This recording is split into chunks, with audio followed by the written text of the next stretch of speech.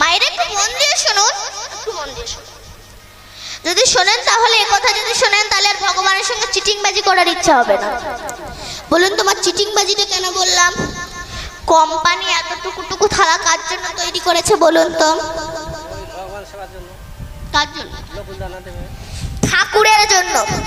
আর কুকুরের থালা এত বড়, আর জামাইয়ের থালা তো আরো বড়, যে রক্ত শুষে খাবে।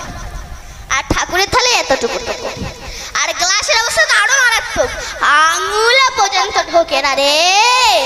গলায় কাপড় দিয়ে নিতা এসো, গৌর এসো, 64 মহন্ত এসো, দ্বাদশ গোপাল ভক্তবৃন্দ সবাই এসো, যেন একা এসো না, খেয়ে পারবে না। ওসব চিটিংবাজি ভক্তির কোনো দরকার পড়ে না। তাই গোবিন্দ আমার বৃন্দাবনে গোপীদেরকে প্রশ্ন করেছিল, গোপীগণ বলো তোমরা আমায় কি বস্তু দিয়ে ডাকো? যে বস্তু দিয়ে ডাকলে আমি তোমাদের কাছে পাগলের মতো ছুটে আসি।